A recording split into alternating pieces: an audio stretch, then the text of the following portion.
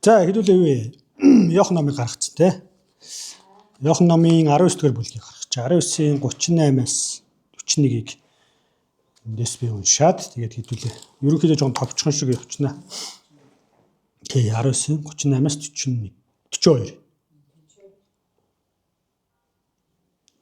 За би эндээс уншиж. Энэ бүхний дараа Есүсийн цогцыг авахын тулд Ариматийн Йосеф Пилатаас гуйсныг тэр зөвшөөрчээ. Йосеф юудэчүүдээс имэж нууцаар Есүсийн шав байсан юм. Тэгээд тэр очиж цогцыг нь авч мөн Никодим мир алооны 100 литр холцыг авч ирв.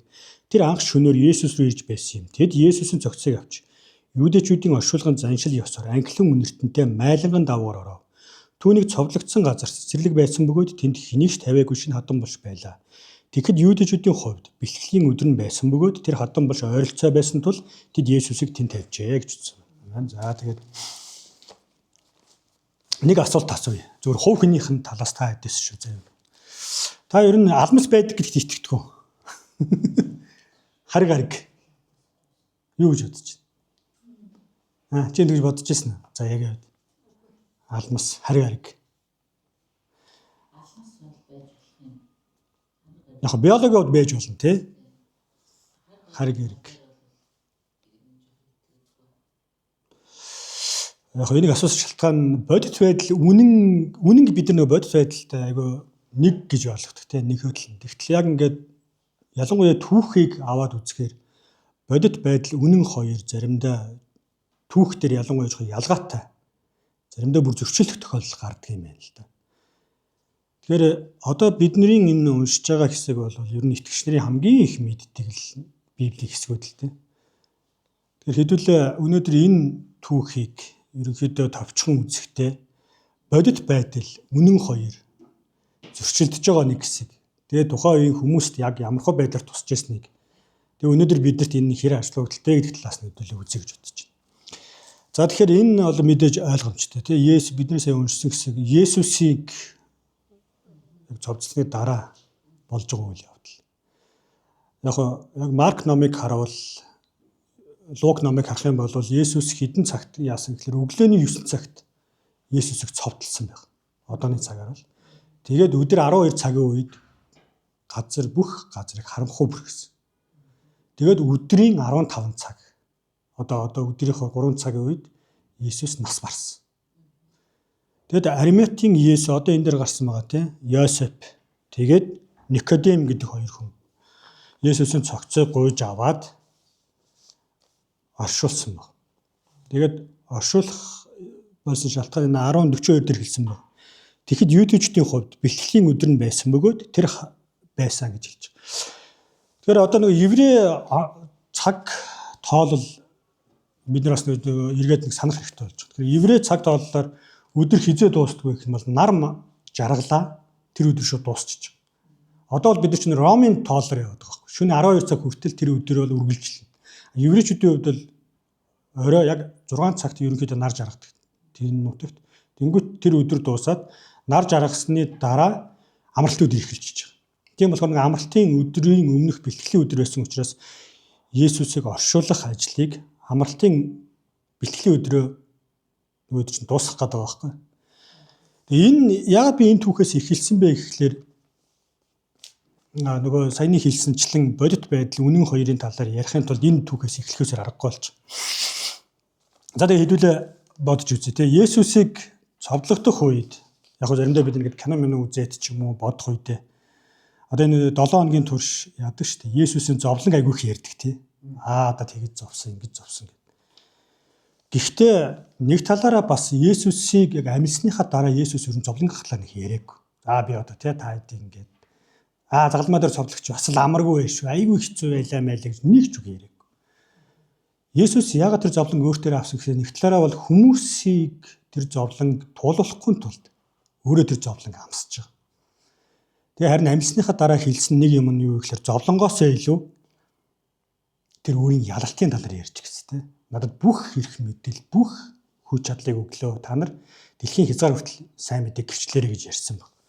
За ингэхээр энийг ойлгох юмд одоо илүү жоохон одоо юу гэх юм те тэр бодит байдал үнэн хоёр хүмүүст яаж зөрчилдөж ирснийг л одоо хуваалцах гэдэг юм л да. Тэгэхээр энэ дээр ингэсэн байна.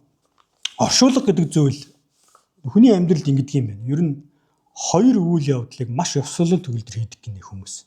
Одоо Хятадч байна уу те, Израиль, Америк, Япон, Солонгос, Монгол нь хамаагүй. Тэр нь нэгдүгээрт юу гэхэл хормын ёслолыг хүмүүс айгүй хүндэтгэлтэйгээр ханддаг. Хоёрдугаарт нь оршуулгын ёслол. Тэгээд энэ дээр бичсэн байгаа юм л да. Юудын ёс заншлаар гэх. Тэгэхээр юудэчүүдийн хувьд таара гэдэг нэг юм юу бүр хуучин гэрээнээс уламжилтай. Оршуулгын ёслол. Тэгэхээр тэрний яадаг вэ гэхээр хүний биеийг одоо монголчуудаас хүний биеийг нас барахт нь яадаг те засдаг. Магадгүй та нар тэгж засч үзчихсэн. Одоохондоо бидний mag нас нь болоогүй те. Оршуулгын ёслолыг яагаад гэвэл оршуулгын ёслолд маш их ёс заншил мэддэг. Нас суусан, одоо айхаа болоо сэжиглэхээ байсан хүмүүс тухайн хүний биеийг засдаг. Би нэг 2 удаа л нэг зүгээр тийм орж үзчихсэн. Тэгэхээр одоо Есүсийн талаар хэдүүлээ бодоос энэ таара гэдэг ёслол яадаг гэсэн гэхээр нас биед хүрсэн эрэгтэй хүний биеийг эрэгтэй хүн засна. Нас биед хүрсэн эмэгтэй хүн нас барлаа гэмээр эмэгтэй хүн бас биеийг засна. Яг бол израилчууд бидний ёслыг мэдчихэж байгаа тийм ёс заншлыг. Тэр хүний биеийг засна гэдэг бол нөгөө ичимдэг эрэгтэн юу гэдэг яг ихээс төрсэн биетэй харьцна гэсэн үг. Тийм учраас яг эрэгтэй хүнийг эрэгтэй хүн засна. Эмэгтэй нь эмэгтэй хүн засна. Яг би нэг 2 удаа яхад сүүлд нэг төрсэн ахыхаа биеийг морг руу ороод засч үзсэн л тээ. Яг моргт болохоор 3 онцч байгаа тийм 2 онцч. Тэгээ аюулгүй сонир мэдрэмж гэдэг юм бэл. Үнэхээр сонир мэдрэмж. Тэ саяхан миний ах тэ одоо ингээл багаасаа хамт байсан амьд сэрүүн байгаал. Ингээ явж исэн хүн нас бараад тийм зүгээр цогцсоолоод хөвтөж. Нүд нь ширхэгдсэн. Яг хүн ингээд би одоо яг ингээд нас орсны дараа яадаг вэ гэхээр хүний бүх булчин сулардаг. Тэнгүүт хүний байгаа өтгөн шингэн ялгардаг. Ялгарчдаг. Тэрийг нь харьж цэвэрлэн. Ер нь л айгүй эвгүй. Тэр хэдүүлээ Есүсийн талаар ингээд бодооч. Есүс айгүй их ташурд болсон. Зодуулсан, цохилсан. Тэгээд нөгөө цовдлуулахдаа яг ямар ч юу байхгүйгээр одоо өвчин намдаах байхгүйгээр хадаасар хадуулж зүгээр хүнийх нь үднэс бодоод үзэхэд тэр хүн бүх өтгөн шингэний цусаа шороогоо үздэг нүд альтрим одоо нөгөө Исая номын 52 дэх бүлэг дээр байдаг те тэрийг харахад ямар ч хэлбэр дүрсгүй байлаа бид нар харсан чи ямар ч жолхон байхгүй байлаа гэж миний бодлоор бол яг тэр нь Есүсийн нэг царай муутай гэхээс л яг тэр цовдлогдох үеийнх нь нөхцөл байдлыг Исая номд бичсэн баг гэж боддог. Тэгэхээр энэ Йосеф Никодем хоёр Есүсийн биеийг засахад те өтгөн шингэний нарчсан цус шороо бүх юм янзлж. Тэгээд тэр хоёр хүн ёс заншлыг мэдчихсэн учраас ингээд дааванд ороод энэ дээр ярьсан 100 литр тэр юугаар Т100-аас 70 яваар те тэрийг нь шингэн байдлаар зарим талаараа яг ингээд боохтой хуураа нунтгай байдлаар бас хэрэглэдэг байсан юм л да. Ингээд оршуулсан. За энэ бол итгэгч нарын одоо тухайн үед байсан Есүсийг дагалдаад явж исэн хүмүүсийн хувьд бол энэ бол тэгээ нэг талаараа бол яг бодит байдал. Өдөр хүний амьдралын төгсгөл болчихж байгаа. Тийм их зовлон, тийм амар юм даваад тэгээд эн чинь цаазлагдаад оршуулгдчих. Яг ромчуудын хувьд бол хэрвээ одоо ар гэрийнхэн ч юм уу тэр нас орсон хүний цогцыг нь гуйгаад авал өгдөг. Хариу тийхгүй гэх юм бол хотоос гадна гаргаад олон нийтийн тэр ялтангуудын юун дотор ингээд хамт оршуулт байсан юм байна. Юм билээ л дээ.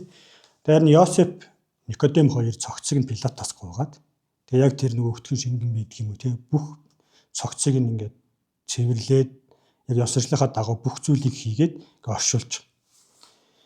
За ингээд оршуулсны дараа бас нэг сонин үйл явдал болж байгаа. Луг номын 24-ийн 10-аас юунаас заах вэ? Би эндээс уншаад. 24-ийн 1-ээс 10 дээр.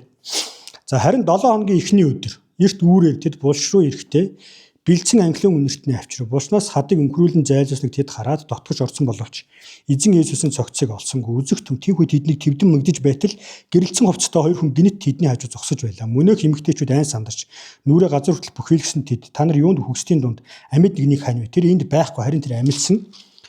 Галилд явахдаа тэр та нарт юу айлдаж байсан? Санцхаад хүний хүү нүгэлт хүмүүсийн гарт тушаагдж цовдлогдсон 3 дахь өдөр нь амьлах ёстой гэсэн шүү дээ гэжээ. Тэд түүнийг үгийг санаад булснаас буцаж ирээд 11-т болон үлдсэн бүгдийн бүхнийг мэдгэжтэй тэд бол За Магдалийн Мария, Йоханна, Яаковын их Мария нар байсан бөгөөд мөн тэдэнтэй хамт байсан бусад эмэгтэйчүүд элч нарт энэ тухай хэлж байлаа гэж бичсэн. За тэгээ энд нэг юм сони юм болж байгаа юм л да.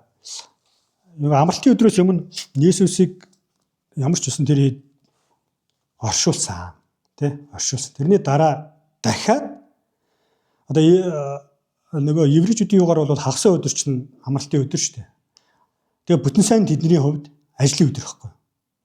Бидний хувьд итгэгч нар яагаад амралтын өдөр нь биш бүтэн сайн өдөр бид нар цугладаг болсон шалтгаан гэх юм бол бидний Үлс номыг харуул Есүсийн амилсан өдөр нь итгэгч нар цугладаг болсон. Тэр нь тэдний тоолдор бол ажлын өдөр, биднийхээ бол амралтын өдөр буюу бүтэн сайн болж таарж байгаа. Тэгэхдээ энд эмэгтэйчүүд ирж байгаа. Би хэдүүлээ та нар ковидын үеийг санаж байгаа бох тий. Ковидын үеэр хүмүүс нас барсан хүмүүсийн шарилыг нь ар гэрт нүгдгөө байсан шүү дээ. Баг нүрийн чаруулахгүй авч яваад тэгээ шууд устгалт оруулчихдаг. Тэр нь хятадд ер нь хаасаагүй л байсан. Энэ нь ар гэрийнхэнд айгүй тарамаа болж тий. Одоогоор баг тарамаа юм юу гэх юм. Яаж ч утсан бид нар одоо хамгийн дотны хүнтэйгээ эцсийн замд нь хүндэтгэлтэйгээр ингээд салж чадахгүй гэдүүл хэцүү үст тий. Цогцыг нь харж чадахгүй. Тэгээ нүдгийг авчиж шатаач. Үр хүүхдийнхаа, хань ижлийнхаа, аав ээжийнхаа. Тэр эмэгтэйчүүдийн хувьд бол яг сэтгэл зүйн үүднээс одоо авах юм бол тэд нэр тэгээ 3 жил дагсан багшийнхаа эцсийн замд нь үдэхт нь яг нөгөө хүний ёсоор салах ус гэдэг чадаагүй. Тийм учраас тэд нэр өөрсдийн гэсэн тий нэмэлт тийм тос мос бэлдээд тэгээд тэр шал руу явж байгаа байхгүй. Тэгээд очисон чинь тэдний хувьд бол хамгийн том асуудал нөгөө бусад номон дээр харах юм бол шарлаг тагалсан хад байсан. Тий тэр хадыг одоо хэдэл яаж онгойлгох юм бэ гэж яриад тэгээд явж байгаа. Тэгээд тэд нар очиод саяны үйл явдал дээр гарсанчлаа ингээд юм болоо тэгээд шавнарт очиж хилдэг тий. Тэгсэн чинь бусад сайн мэдээ номдэр юу гэсэн гэхээр тэр эмэгтэйчүүдийн яриаг солиотой хүний яриа байсан гэж. Одоо бүгдээрээ ингээд ийгээд харъя. Зүгээр яг тэдний л нөгөө мэдрэмж харах гэдэг нь тухайн үеийн 2000 жилийн өмнөх хүмүүс айгүй гинэн байсан юм шиг.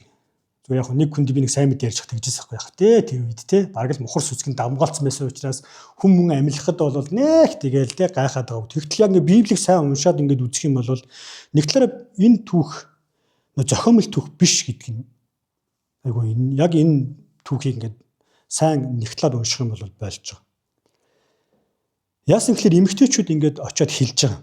Тэгээ эмэгтэйчүүдийн ярьсан яриан сонноос гадна тухайн үеийн еврейн ёс заншилд эмэгтэй хүний гэрчлэл гэх юм уу те үнгүй байсан баг. Яг хүүхдийнхтэй баг одоо өнөөгийнхоор бол баг хүүхдийнхтэй адилхан.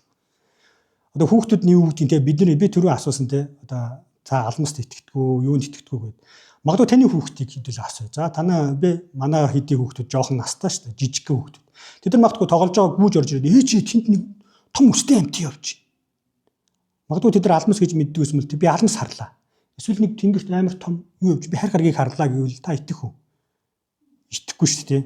За минийхөө чи нэг дорон ч юм уу харсан байх эсвэл нэг те нэг амтны нэг юм баг өмссөн хүн харсан байх гэдээ ярих баг. Тэгэхээр тухайн үеийн Израилийн нөгөө юунд эмэгтэйчүүдийн гэрчлэлийг иймэрхүү байдалд авчихсан. Яагаад гэсэн гэхээр бид нэр хэрэг хуучин гэрэг харах юм бол хоёр хүний гэрчлэлээр аливаа зүйлийг баталдаг байсан.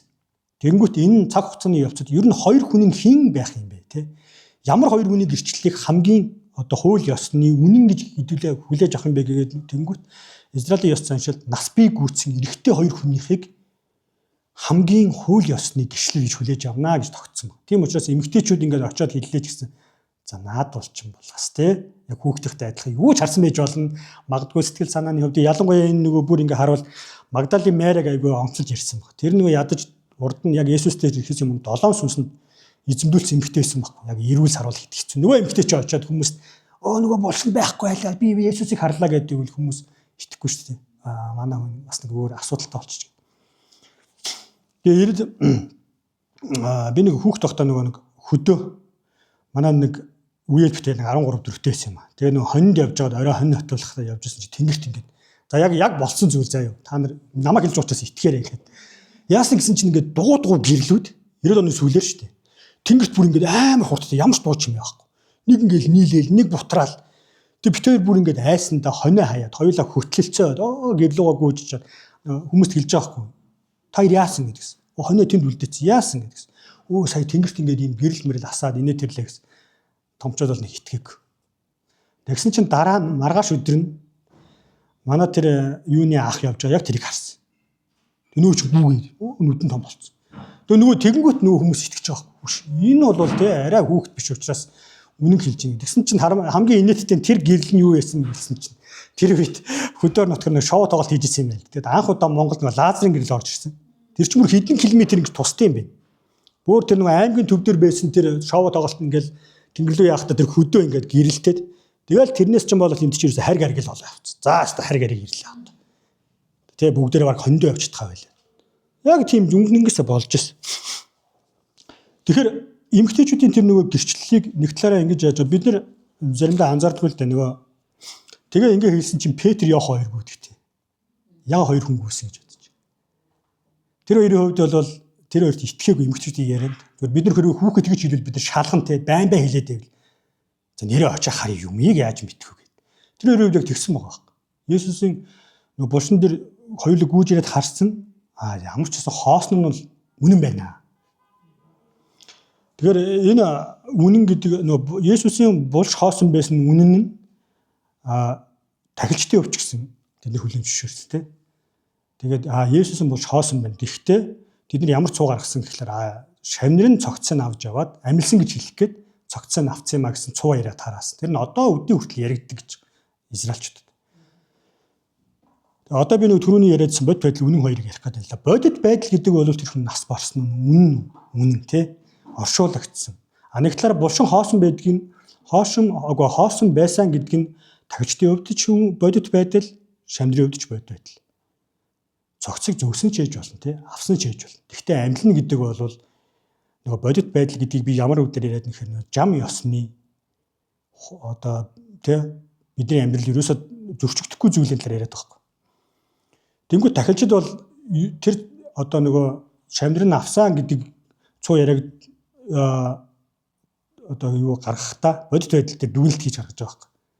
Хизээч те тэгж их цус нүжээ гойжуулаад зодуул цохиулаад за магадгүй амилсан байх гэхэд тэр хүн эргээд хизээч ирүүл байж чадахгүй байхгүй тийм биз дээ. Ингээд бүх юма яатсан хүн чинь баг хөвтрийн шахуул нэг амьдэрсэн байвал амьдэрсэн байж магадгүй. Тэд нар бол тийм юм дээр тооцоолж байгаа байхгүй израильчууд. Тэгтэл шавнырын нас их тэгсэн тий. За ямар ч хэлсэн байхгүй нь үний юм. Гэхдээ амилсан гэдэгт хин ч итгээгүй. Ингэж явж байгаад за тэгэл Есүс харагддаг. Тэгээд нэг Томсын өнгөрсөн л бид нэр ярьжсэн. Томс дээр ярьжсэн. Тэгээд нөгөө дараа нь шавнырын өөрсдөө ярьж гэлдэг тий 10 шавныр нь. Бусдтай ирчүүд ч тий. Одоо тэр чинь яг Израилийн угаарх юм бол 2 биш бүр 10 эрэгтэй хүн. Нас бий төрсөн эрэгтэй хүн ярьж байгаа хгүй. Бид нар үнэхээр харсан. Тэнгүүт Томсын хувьд гэж бодож байгаа хгүй. За яах вэ? Есүс харагдсан байж болно. Тэр нь сүнс байж болно шүү дээ. Бид нар ч гэсэн яг техник логикоор тий. За нэг хүн ингээд амилцсан гэж байна гэх юм бол за эхний ажилд худлаа гэж бодно. За үнэхээр 5 6 хүн хилээд ах юм бол за ёстой нөгөө сүнс нь харагдсан юм болоо да магадгүй тий. Тийм учраас Томс яг тийм байдлаар харагдаж байгаа хгүй. Тэгээд яагаад нөгөө нэг би хурууг нь хүргэж ингэж үзмээр байна гэдэг нь сүнс биш. Би яг махан биеэр амилсан гэдгийг гэж танд хэлж байгаа бол би яг тэр авсан шарханд нь л хүрж иж үнэн гэж итгэнэ. Тэгээд Иохан номын энэ юун дээр за одоо хэдүүлээ сүүл рүү гараа. Тэгээд 20 дээр ингэж хэлсэн байна. Томсын хэсэг дээр ингэсэн байна. За 24-өөс би эндээс унш. 24-өөс 6 ашлал. Харин 12-ийн нэг болох ихэр гэгдэх Томс Есүсийг хэрэх үед тэдэнтэй хамт байгаагүй байжээ. Бусад шамнырын түнд бид эзнийг харсан гэж ярив. Харин тэр түүний гардаг хадаас нь цорвийг үзэж хадаасны оромонд нь хуруугаа хийн. Түүний хажуу руу нь гараа хийж үзэхээс нач би итгэхгүй гэж тэдэнд хэлжээ. 8 өдрийн дараа шавнырын гэр дахин зөвлөхөд Томс тэдэнтэй хамт байв. Хаалган төвжээтэй байсан боловч Есүс ирээд тэдний дунд зогсож амар амгалан та нартай хамт байх болтугай гэв. Тэгээд тэр Томст хуруугаа нааш нь хүрг. Миний гарыг үз. Гараа нааш нь хүрг. Миний хажуу руу хий. Итгэлгүй харин итгэлтэй байх гэхэд Томас түнд эзэн минь бурхан минь гэвэ гэж ütсэн байна. За энэ бол тухайн үеийн хүмүүсийн хувьд Есүс одоо үхээд амилчлаа гингүүт амен гэж юусоо хүлээж аваагүй. Тэдний хувьд ч гэсэн энэ үнэхээр чочирдмор сонин зүйл байсан тийм. Бодит байдал дээр хизээч хүн өгсөн хүн амилдаггүй. ялангуяа Есүс шиг бүр тийж их хадаж гэж одоо тий зовсон хүн бол буцааж амьлна гэсэн одоо биологийн талаасаа ч тэр нөхцөл байдлаас ямар ч боломжгүй. Тийм учраас ер нь бол Томас тэгж бодсон. Ер нь тухайн үед ер нь ромчуудын хувьд ч гэсэндээ хүн бол үхээд яг сүнс нь харагдаж болдог гэсэн ойлголт байсан. Тийм учраас Томас яг тийг харж байгаа хэрэг тий. Сүнс нь байж болно шүү дээ тэгвэл. Яг магадгүй сүнс ч юм уу тий. Сүнс байдлаар харагдсан байж л. Харин шамнэр бол махан бэрээ идсэн. Тэгээд энд хэлж. Тэгээ Есүс ингээд харуулж. За тэгээд энэний одоо гол шалтгаан нь юу гэх юм бол би түрүү хэлсэн нөгөө эхлэхдээ бодит байдал үнэн гэдэг зүйл заримдаа харьцангуй байдаг. Түүх бол үнэн гэхээс илүү яг бодит байх нэг чухал байдаг гинэ. Юу түүхийн шинжлэх ухааны үүднээс харуул. Байгалийн шинжлэх ухаан бол яг бодит одоо үнэн гэж байж болно. Яг л тэр математиктай суурилдаг. Түүх гэдэг зүйл өөрөө зарим хүнд тэ бодит байдал нь одоо жишээ нь шамнырын хувьд бол Есүс амьсан үнэн. Тагилчдын хувьд бол Есүсийн булш хоосон байсан үнэн гэхдээ амьсыг хараагүй учраас. Яг тэгвэл тахилч нарт Есүс яг Томост тэ өөрийгөө илэрхийлсэн шиг магадгүй шарх сорвоо үзүүлсэн бол тагилч нар итгэх байсан баг. Тэд нар бол тэгж л итгэх байсан. Гэхдээ тэгээгүй учраас тэд нар итгэж чадахгүй. Тэгэхээр Томсын нэг хувь нь ингэж. Тэгэхээр энэ шамнырын хувьд ингээд харавал эмгтээчдийн хувьд тухайн үеийн нөхцөл байдлыг харавал бодит байдлыг бол тэд нар мэдчихсэн. Гэхдээ тэд нар өөр үнэнтэй нүрт тулсан. Тэр нь үхлээс амьддаг бурхны хүчтэй. Тэнгүүд одоо бидний хувьд бид нар чинь бас нэг бодит байдлын нэг хэсэг шүү дээ, тий? Бид нар хөгшиж байгаа юу, хөгшиж байгаа. Итгэжнээ өнгөрч байгаа юу, хөгж байгаа юу, хөгж байгаа. Гэхдээ бидний хувьд бас нэг өөр үнэний нэг хэсэг болсон. Тэр нь үхлээс амьдсан Есүсийн одоо үннийг бид нар өөрөө үнэн гэж хүлээж авсан. Тэгээд заримдаа бидний хувьд яг ингээд Томас шиг. За ингээд цаашаа харах юм бол бүр чин Паулийн хувьд одоо Есүсийн үхлийг харсан гишнэрийн нүн эмгтээчдийн нэрс байдаг. Паулийн юун дээр хараараа байхгүй. Эмгтээчдүүд оруулаагүй. Яг тэгвэл тухайн үеийн нөхцөл байдал дээрээс үүсэж байгаа. За нөгөө талаараа хэрвээ Есүсийн түүхийг бид нар яг зохиомлж гэх юм уу те яг энэ хэсгийг уншихад бол үнэхээр зохиомл биш болж таарч байгаа юм. Яг тэр хүмүүсийн туулж байгаа зүйлийг харахад те өнөөдөр яг бид нартай яг адилхан. Бид нар яг л өнөөдөр бид нар тохиолдсон бол яг л энэ шавнартай адилхан бид нар ирах зарах байсан. Худлаа баха. Хулгайлцсан баг, зөөцсөн баг. Магадгүй сүнс баг. Тэгэд магадгүй Томас шиг ингэж итг. Тэгэд Есүс Томсын нэг хамгийн гоё хэлж байгаа юм 28 дээр. За энэ бол баг магадгүй энэ Иохан номын хамгийн оргил хэсэг гэж үзэж болно л да. Эзэн минь бурхан минь. Тэрнээс өмнө хинч тэгж хэлээгүй. Амилсан учраас. Тэгэхээр хэдүүлээ одоо эргээд харъя. Заримдаа бид ингээ бодит байдлаа харахтаа бидний бодит байдал бол өөр зүйл хэлдэг те. Дандаа л давтагддаг бид нар хөөш одоо юу гэдэг юм. Гэхдээ Библи арай өөр үнэн яриад байдаг. Тэрийг үнэн гэж яриад байдаг те. Библиэр бичсэн зүйлийг бид нар үнэн гэж хэлдэг. Гэхдээ бодит байдлаа заримдаа өөр байгаад байдаг. Тэнгүүт энэ үед бидэрт итгэл хэрэгтэй болж байгаа. Иесусийн Томост хэлж байгаа шиг чи итгэлгүй биш итгэлтэй бай. Яагаад гэвэл те би бол зүгээр нэг удаа одоо түүхэнд яг онцгой тохиол байж болно шүү дээ. Нэг хүн зүгээр нэг ягаад ч юм дэ амилцсан тийм. Тэгтэл тийм биш. Коринт номдэр ах юм бол Иесусийн амьлал шинэ нэрийг эхлүүлж байгаа. Тэгэхээр бидний хувьд бодит байдлын нэг хэсэг мөртлөө бас Библиэлд биднэрт хэлж байгаа үнэн гэж хэлж байгаа энэ түүхийн нэг хэсэг болчихж байгаа. Тэгэхээр бүгдээрээ одоо энэ амьлалын талаар ярихдаа тэ нэг гинэн байдлаар ч юм уу зүгээр нэг юм ухар сүсгээр биш. Энэ бол хүний амьдралд яг ингээд тэр хүмүүс ч гэсэндээ яг туулаад, шалгаад, эргэлзээд, унаад, бүр гайхаад, үгүйсгэж жагаад итгэсэн яг тийм үнэн баг. Тийм болохоор бүгдээрээ энийг нэг талаараа энэ нь юу хэлж байгаа вэ? Бид нар шууд итгэж болно. Тэ амьлалд. Тийм учраас итгэж байгаа бол Есүсийг хэлсэнчлэн бид нар зүгээр нэг дурсаад өнгөрөх биш. Есүсийг хэлсэнчлэн та нар одоо сайн мэдээг дэлхийн хязгаар хүртэл түгээ. Би амилсан. Надад бүх хэрэг мэдэл хүч чадал байна. Бүгдээрээ энийг эргээд нэг санаасаа гэж одоо та бүхэнтэй мэддэг түүхий чинь дахиад нэг арай нэг өөр байдлаар бас нэг дамжуулах гэж оролдлоо. Тэгээ бүгдээрээ эзний өмнө ирээд залбирая. Тэгээ залбирахдаа магадгүй дараа нь одоо энэ түүхийг уншихдаа тий энийг хэлсэн зүйлийг бас анзаараад нэг уншвал магадгүй сонирн байх байна. Нөгөө талаараа бид нар энэ байгалийн бодит байдал дээр амьдарч байгаа ч гэсэндээ Бурхны бидэнд өгж байгаа өөр үнэний нэг хэсэг болсон. Тэгэхээр бид нар тэр өөр үнэний нэг хэсэг байхын тулд биднэрт итгэл хэрэгтэй. бүгд хамтдаа эзний нэрээр залбирцгаая.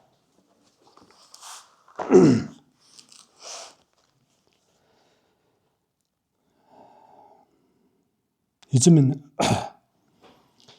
таны нэрээр залбирахад бид нэр одоо яг залбирч байхдаа дандаа амилсан таны тэр шарах сарыг одоо ч гэсэн байгаа элсэн номнэр та хэлсэн. Ингээд хадагдсан хадаасан сорвтойгоо гэ байж дээ. Энэ нь эзэн минь эргээд биднэрт та тэрийг одоо нэг талаараа баримт болгож нотлогоо болгож тэр нь байсаар байгаа. Магадгүй Томас шиг бид нэр дахиад тэр үед магадгүй хөргөж үзэх хүмүүс байгаа бах. Гэхдээ та Томаст хэлсэнчлэн би амилсан. Чи итгэлгүй биш, итгэлтэй бай. Би үеийн төгсгөл хүртэл та нартай хамт байна гэж хэлсэн. Магадгүй бид нэр зовлон үзэн үгүйсгэгдэн гэхдээ амилсан тантай таны дотор бид нэр хүч чадлыг тэр амлилын нэг хэсэг болж бид нэр эцсийн үед дахин амлах учраас шавнагт байсан тэр одоо зориг, урам тэр болгоныг иргэн санах хүч чадлыг өгөөрэй гэж хэлж байна. Бид нар заримдаа яг өөрсдийн байгаа бодит байдал дотроо баригддаг бол, хүлэгддэг бол харин таны бидэрт өгсөн үнэний нэг хэсгийг өргөлж эргцүүлэн бодож, санаж, тэрэндээ урамшиж, хүчийг авдаг байхад бид нар туслаарай гэж хэлж байна. Библийг ч гэсэндээ эргээд уншихдаа магадгүй тэр хүмүүсийн яг тэр туулсан зүйлийг илүү их мэдрэх, тэрний дотор нь байх тийм одоо боломжийг та бидэрт өгөөрэй гэж хэлж байна. Тэгээд бүх чуулган, манай чуулган ч гэсэндээ таны сайн мэдээг гол нь хүч чадал доторх тэр үннийг тунгалдаг байхад та туслаарай гэж хэлж байна. Итгэх эргэлзэхгүйгээр, ичихгүйгээр тунгалахад хүч чадлыг өгөөрэй гэж хэлж байна. Бүх алдрыг зөвхөн танд өргөж эзэн Есүсийн нэрээр талархан залбирлаа.